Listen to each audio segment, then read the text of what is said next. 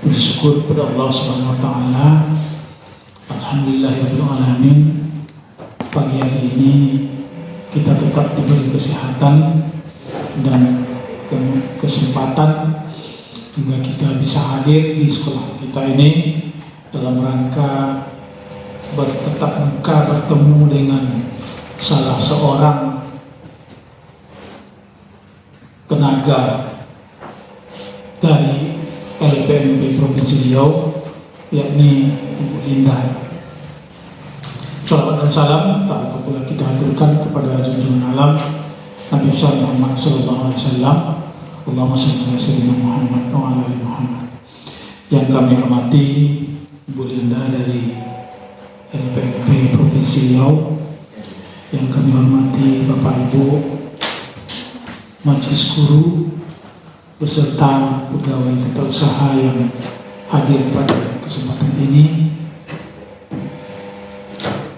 Sebagaimana yang kami informasikan kepada kita semua pada siang semalam setelah mendapat kabar dari Ibu Linda bahwa beliau akan berkunjung ke sekolah kita dalam rangka monitoring program SPMI yang sudah ditaja pendampingannya 1 sampai 4 kemarin. Mungkin beberapa hal yang atau di TPMPS kemarin yang sudah kita bagi menjadi 8 sandar dan ada juga tim monyet yang sedang mengutak-atik pekerjaannya. Mudah-mudahan bisa cepat tuntas, dan di mana kendala nantinya bisa Bapak Ibu bertanya kepada narasumber kita dari LPMP. Kami tidak akan banyak menyampaikan segala sesuatu tentang SPMI ini karena kita kemarin sudah mendapat pembimbingan, pendampingan dari tahap 1 sampai tahap 4. Dan juga kemarin sudah dijelaskan oleh Ibu Silvi Ramadhani kepada kita bersama tentang apa yang harus kita kerjakan dan tugas-tugas yang harus kita laksanakan bisa tuntas secepat mungkin. Barangkali itu pembuka dari saya, dan selanjutnya mari kita dengarkan, kita simak dan kita apresiasi dengan baik apa yang akan disampaikan oleh narasumber kita, Ibu Linda, sebagai utusan dari LPMP yang berkunjung pada hari ini ke sekolah kita. Untuk itu kepada Ibu Linda, waktu dan tempat kami berikan seluas-luasnya. Mari kita selalu mengucapkan Alhamdulillahirabbil alamin. Terima kasih ya Allah karena masih memberikan kami kesempatan untuk beribadah, untuk mengumpulkan bekal, kemudian kesempatan untuk berbuat lebih baik lagi di masa mendatang menjelang kepulangan kami ke kampung halaman. Kemudian juga terima kasih ya Allah karena memberikan kami kesehatan, kesempatan dan nikmat-nikmat lain yang tidak bisa kami hitung satu persatu hingga hari ini. Kemudian juga selawat dan salam mari juga kita sampaikan ke junjungan alam Nabi besar Muhammad SAW dengan selalu mengucapkan Allahumma shalli ala sayyidina Muhammad wa ala ali sayyidina Muhammad. Semoga kita semua nanti yang hadir di ruangan ini insya Allah mendapat syafaat di hari akhir. Amin amin ya rabbal alamin. Yang saya hormati Bapak Zahira selaku Kepala SMP Negeri 7 Tambang, kemudian Bapak Ibu Wakil Kepala Sekolah, kemudian seterusnya Bapak Ibu guru hebat di SMP Negeri 7 Tambang serta PTK di SMP Negeri 7 Tambang. Dalam kesempatan ini saya mengucapkan selamat Hari Guru yang ke-75 bagi kita semua, karena pas hari ini adalah hari ulang tahun Guru Nasional Republik Indonesia. Kalau dilihat-lihat umurnya 75 mestinya udah pensiun ya. Karena guru itu umurnya 60 cuma. Tapi ya nggak apa-apa, itu kan peringatan Hari Guru Bapak Ibu ya. Saya merasa bersyukur, merasa berterima kasih karena diterima dengan baik oleh Bapak dan Ibu di SMP Negeri 7 Tampang ini. Karena pada prakteknya kemarin ketika kami menghubungi beberapa sekolah yang di Kampar, kebanyakan mereka menolak karena ada kegiatan dalam acara hari ulang tahun monitoring dan evaluasi terkait pelaksanaan pendampingan sistem penjaminan mutu internal atau SPMI yang sudah diikuti oleh Pak Zamira sebanyak 5 tahap, kemudian diikuti oleh anggota TPMPS itu 1 tahap, mulai dari bulan Oktober hingga bulan November kemarin. Memang maraton Bapak Ibu, dan kami menyadari bahwa kegiatan ini mungkin hanya yang tinggal di memori Bapak Ibu yang mengikuti kegiatan itu 15% itu sudah alhamdulillah. Karena yang namanya daring itu belum tentu TIK-nya tercapai ya. Kadang-kadang orangnya ada, namanya ada, tapi entah dia kemana-mana. Orangnya entah kemana-mana, ya kan? Atau laptopnya saja yang masuk ruangan, orangnya entah di mana. Ataupun kalau ada di situ pasti mengerjakan tugas lainnya. Jadi memang kalau 15 alhamdulillah. Jadi kedatangan kami di sini tidak usah Bapak Ibu risau yang dari TPMPS. Ini adalah monitoring dan evaluasi untuk mengukur pelaksanaan kegiatan yang kami lakukan. Jadi bukan mengecek, menguji Bapak Ibu di sekolah, tidak. Jadi ini nanti akan menjadi feedback bagi kami ke depan. Semoga bisa ada perbaikan di tahun. Kami datang ke sini ini adalah ingin mengetahui sampai di mana pemahaman Bapak Ibu terkait SPMI yang khususnya dalam hal ini adalah TPMPS, mulai dari analisis rapor mutu hingga kepada laporannya. Jadi yang 5 siklus itu mungkin bukan barang baru lagi ya bagi guru-guru di sini. 5 siklus SPMI mulai dari pemetaan mutu, perencanaan, kemudian pelaksanaan, monitoring dan evaluasi, serta penetapan standar baru. Nah, inovasi tiada henti itu gimana caranya? Ya itu, dianalisis dulu kondisinya, dipetakan, direncanakan, dilaksanakan. Pas dilaksanakan, dimonitoring dan dievaluasi. Nanti ada laporan monitoring evaluasinya, ada rekomendasinya, kemudian akan menjadi kebijakan bagi penetapan standar baru atau perbaikan standar yang sudah ada. Kegiatan ini dilaksanakan, nah budaya mutu itu akan pelan-pelan berakar di seluruh warga sekolah. Bukan bermuka tua ya, tapi bermutu. Ya, jadi Bapak Ibu harus punya keyakinan bahwa anak-anak lulusan dari SMP Negeri 7 Tampang ini bisa masuk kemana aja. Walaupun zonasinya nanti dilepas. Kalau misalnya zonasinya sudah ditentukan ya berarti kan saingannya cuma anak-anak di sekitar sini saja. Kalau misalnya negeri favorit bisa. Berani nggak buatkan bed kayak gitu? Hari ini belum. Hari ini belum ya.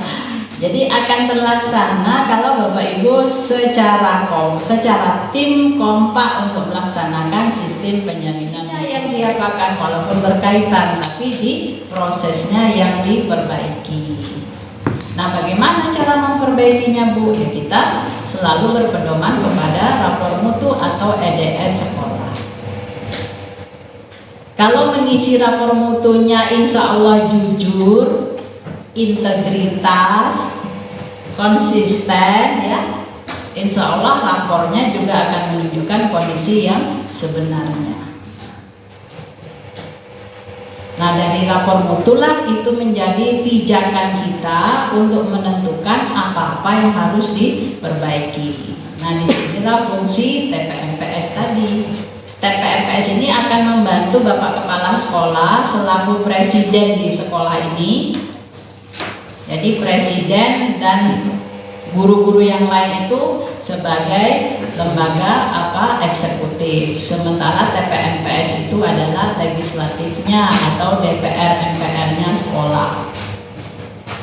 Jadi yang memetakan TPMPS, yang merencanakan kegiatan TPMPS. Nah, yang melaksanakan bukan TPMPS, tapi kepala sekolah beserta warga, guru-guru yang lain.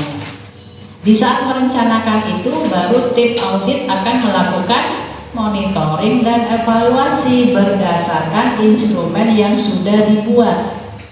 Kalau saya tidak salah, kemarin sudah diinfokan juga yang harus dibuat itu minimal ada instrumen input dan ada instrumen proses. Kalau output susah, maunya bertahun itu kalau output. Proses saja. Dari instrumen tadi disebarkan kepada peserta yang dalam mengikuti kegiatan ini.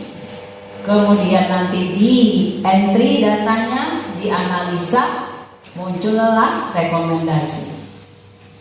Rekomendasi ini oleh TPMPS itu akan disampaikan kepada Pak Presiden. Pak Presiden, ini loh kegiatan kita tahun ini nih, yang kegiatan A bagusnya di sini, kekurangannya ini. Kegiatan B bagusnya di sini, kekurangan ini. Jadi rekomendasi kami untuk kegiatan A jika dilakukan lagi di tahun mendatang, sebaiknya kita rubah strategi. Untuk kegiatan B karena sudah bagus, jika dilaksanakan di tahun mendatang, sebaiknya kita tingkatkan lagi mutunya. Itu rekomendasinya Bapak Ibu. Rekomendasi ini akan dipegang oleh kepala sekolah dan nanti akan disampaikan begitu kita memetakan mutu yang baru lagi berdasarkan lapor mutu. Jadi siklus ini terus berjalan setiap tahun. Yang ujungnya nanti SKL-nya itu menunjukkan memang memiliki kompetensi pengetahuan, keterampilan, sikap, metakognitif, dan lain-lain sebagainya. Kalau sudah bermutu, ujian nggak perlu dikawal lagi, tinggal aja, jujur kok.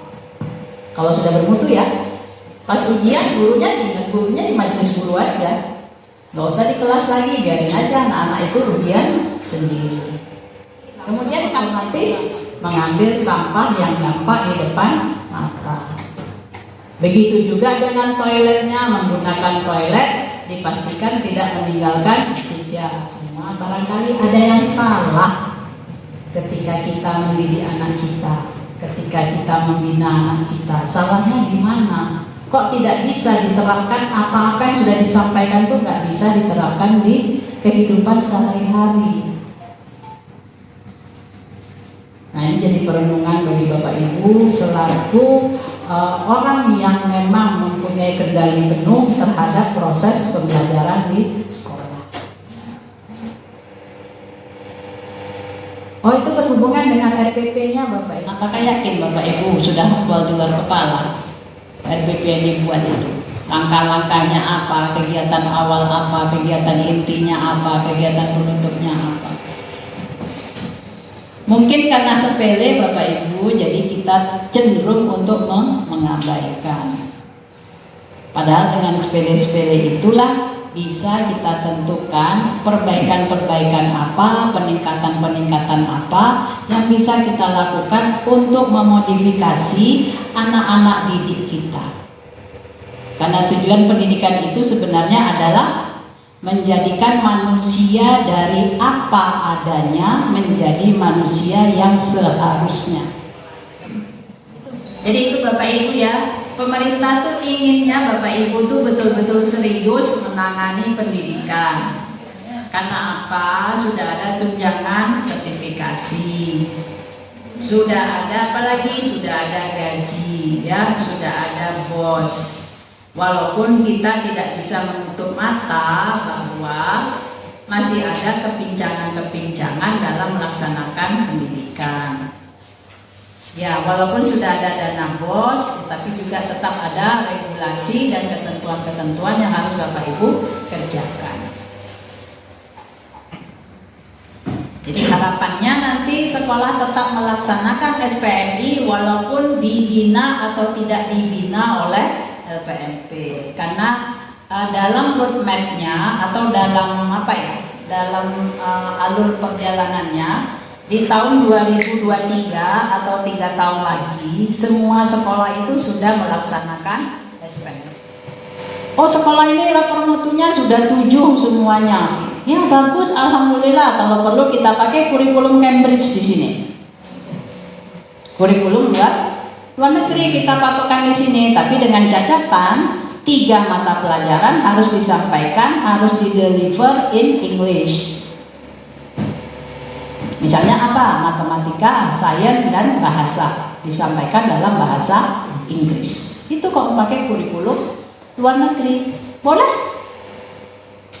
Kurikulum luar negeri itu berarti sekolah kita sudah melampaui standar nasional pendidikan. Kalau sudah melampaui standar nasional pendidikan, semuanya kompak, berubah namanya lagi sekolah dengan perjanjian kerja sama atau SPK. Sudah berstatus SPK, nah, dana bosnya langsung lepas. Dianggap sudah mampu, sudah mandiri. Masyarakat di sekitar sudah oke.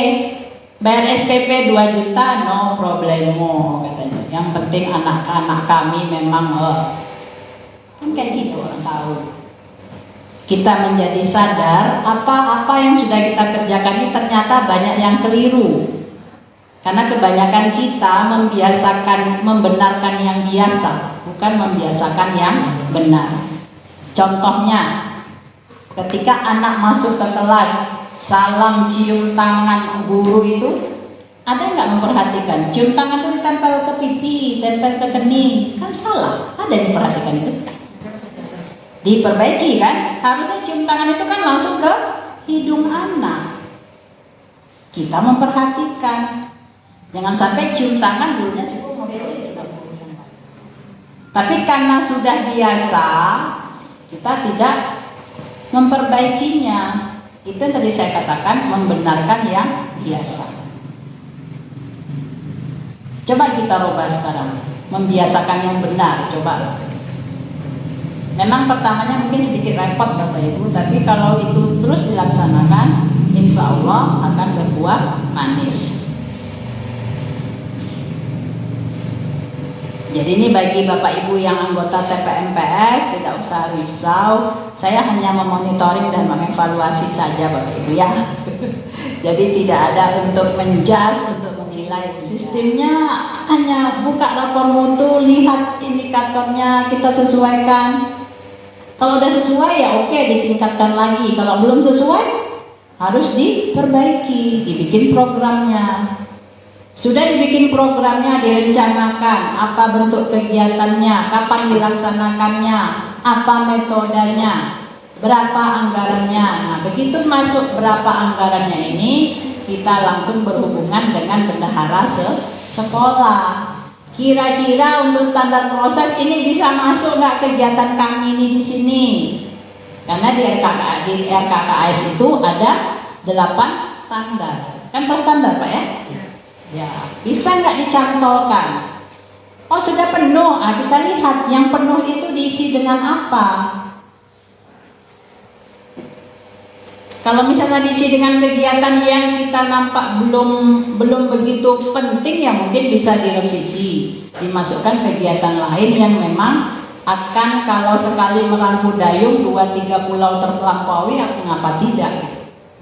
Sekali mengadakan pelatihan mungkin untuk penilaian, untuk RPP, untuk media, bisa sekaligus, kenapa tidak? Kan? Bisa.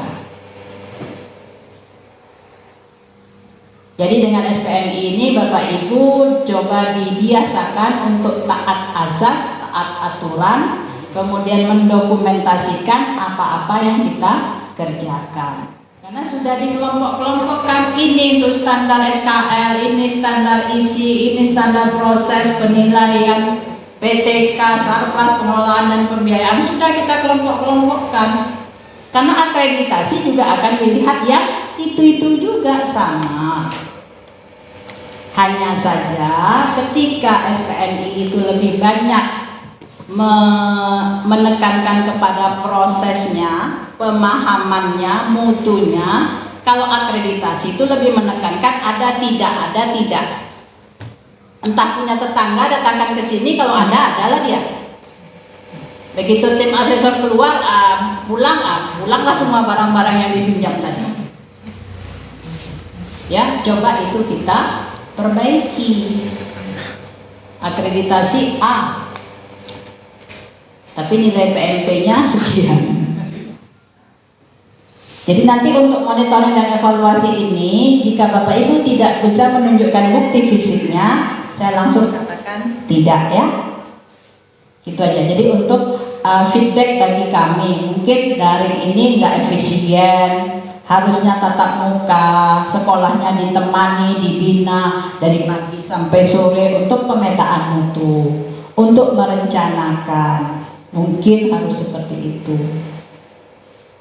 Karena biasanya kalau orang Indonesia ini sukanya ATM, amati, tiru, supaya nggak nampak dia meniru, dimodifikasi sikit-sikit.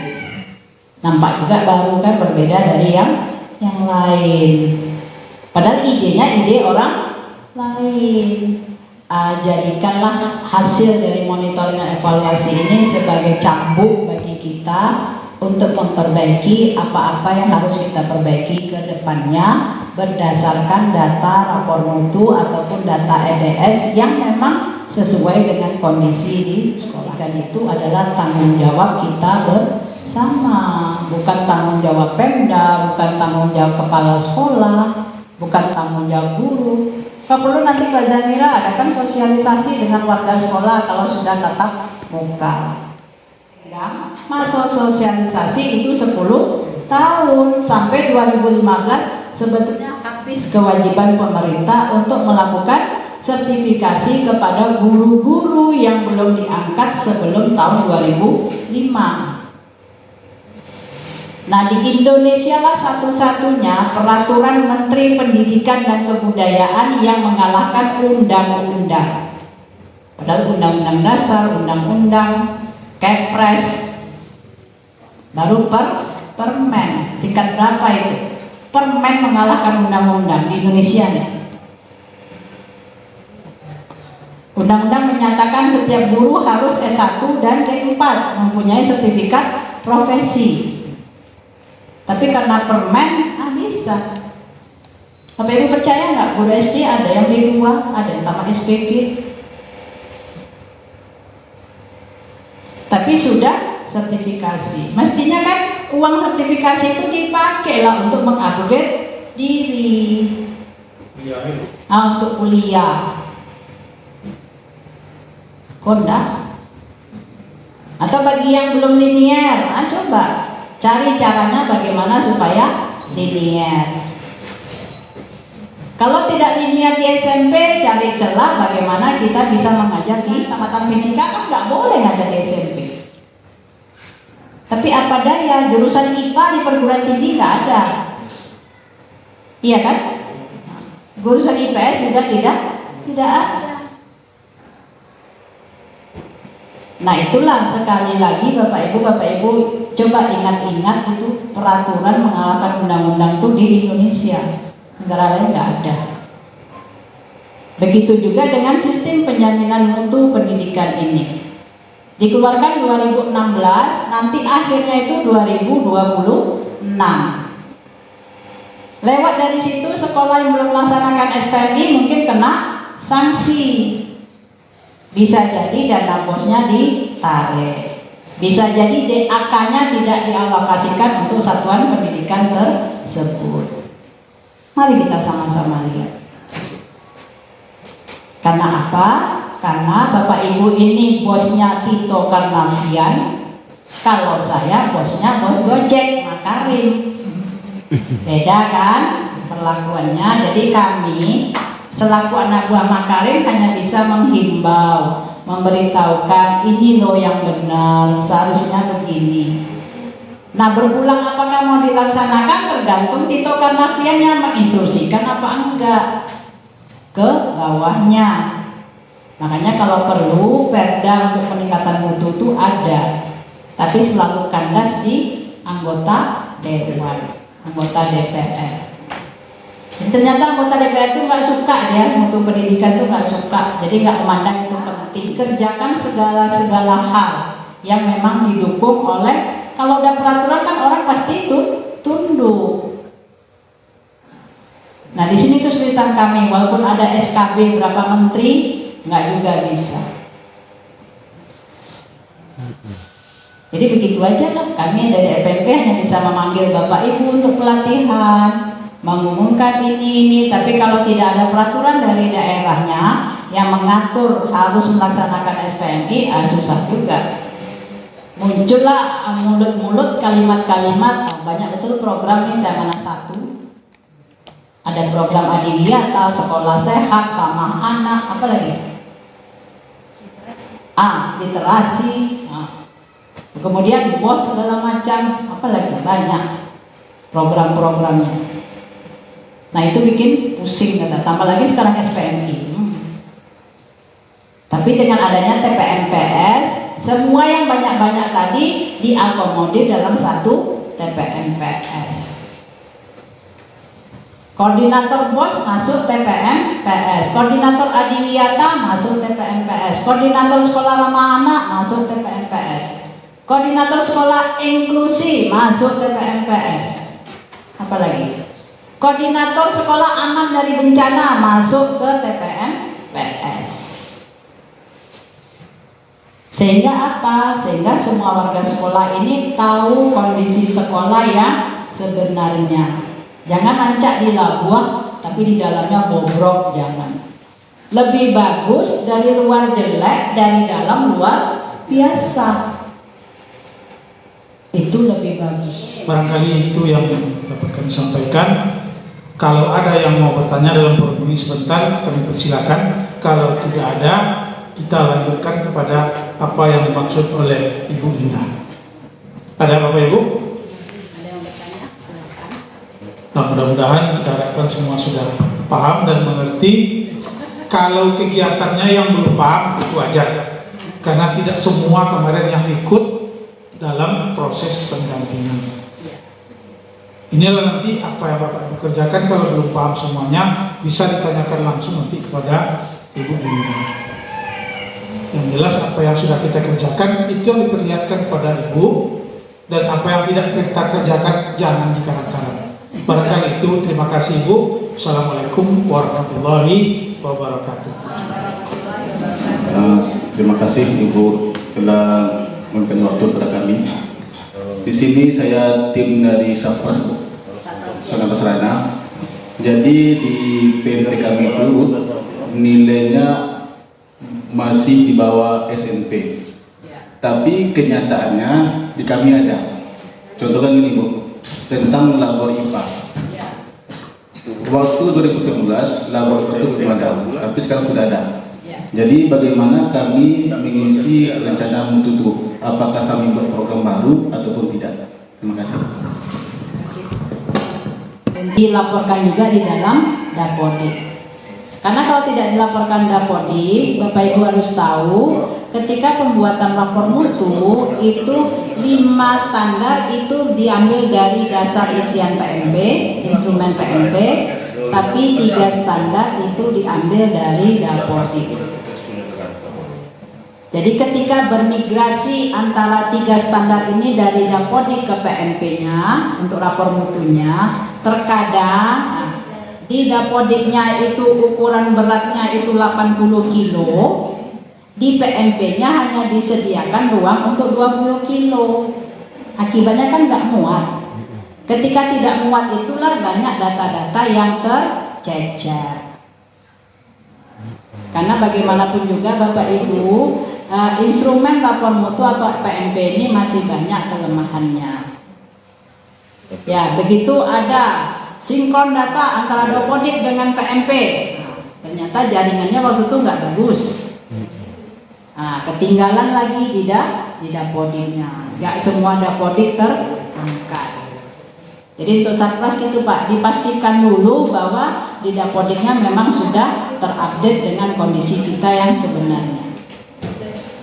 Tentu Satgas, termasuk juga dengan PTK. Misalnya yang kemarin belum punya sertifikat, sekarang kita sudah punya sertifikat profesi. Sertifikat tersebut harus diunggah di Dapodik, dimasukkan oleh operator. Sudah S2 gurunya, masukkan, diupdate datanya dalam PTK-nya. Ada penilaian kepala sekolah berkinerja mungkin waktu itu minimal baik, sekarang sudah menjadi amat baik. Penilaian itu harus dimasukkan di dalam Dapodik. Misalnya harus betul-betul dimasukkan ke Dapodik. Kalau jumlah ruangannya ada 6, rombelnya ada 9, ya bikin gitu aja di Dapodiknya, jangan di update datanya. Jumlah rombelnya 9, nanti kalau saya bikin 6 nih ndak balance, ini ndak masuk, nanti jangan. Kondisi kita misalnya memang ruangan 6, rombelnya 9 misalnya, kan kurang 3. Karena takut salah di Dapodik dibikin 9 ruangan, 9 rombel, kan klop katanya gitu kan. Nah itu nggak akan dapat bantuan loh. Teriak-teriak pun sampai ke Jakarta, kalau Dapodik kita seperti itu nggak akan dapat bantuan. Jadi kita harus melaporkan yang sebenarnya. Ya gitu Pak ya. Nah, tolong disinkronkan dulu dengan Dapodiknya. Ada lagi Bapak Ibu yang lainnya? Mengenai laporan yang nantinya akan dibuat. Oh gitu ya. Siap. Jadi dalam laporan itu ada salah satunya nanti kan lampiran yang diminta, yaitu berupa RPP ya Bu ya. Iya RPP dan juga penilaiannya. Penilaiannya. Jadi yang di sini kan kalau yang dicontoh kemarin diberikan itu kan per guru, per materi pula lagi, per sub materi juga ada di situ. Jadi apakah yang akan kami lampirkan itu seluruh guru atau kami bisa mengambil sampel saja untuk lampiran? Untuk lampiran itu sampel saja. Berapa persen? Berapa persen? Mewakili kelas 7, kelas 8, kelas 9. 10% aja. Ya, jadi perwakilan saja sampelnya. Kalau misalnya kelas 7-nya tuh IPA misalnya, kelas 8 aja 10 mata pelajaran tuh ada sampelnya, tapi kelasnya berbeda. Ya itu aja. Penilaiannya juga sekaligus saja, menyatu dengan RPP-nya. Berarti juga ambil satu sub materi aja ya?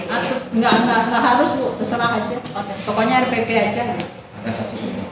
Iya, pokoknya ada contohnya. Nih.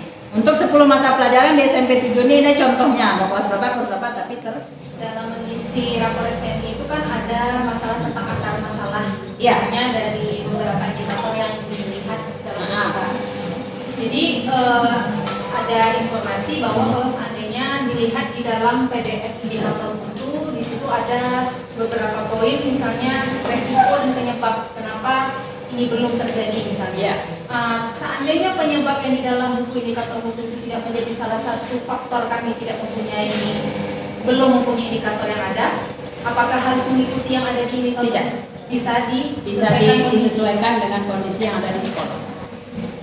Ini tidak apa ya, cuman yang di indikator mutu itu sudah diteliti, rata-rata itulah penyebabnya secara garis besar.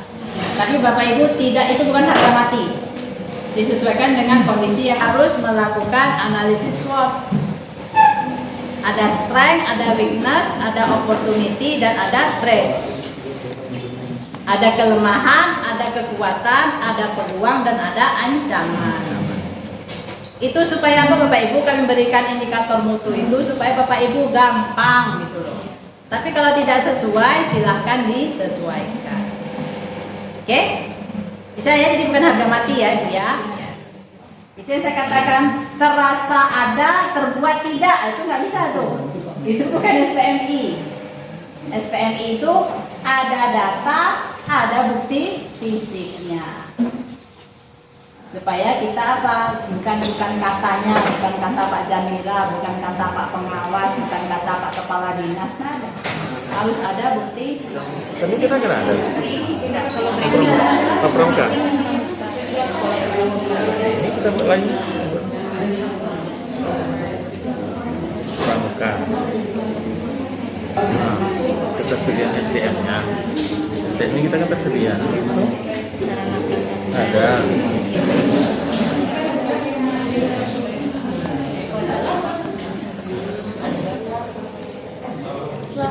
Selamat Hari Guru. Selamat untuk guru hebat. Selamat Hari Guru. Selamat Hari Guru. Tiga. Selamat Hari Guru.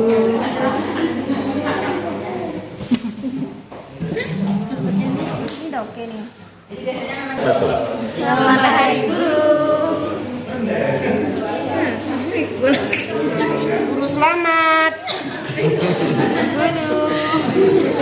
Tuh, guru. Selamat hari guru. Guru hebat. Nah, kan keren.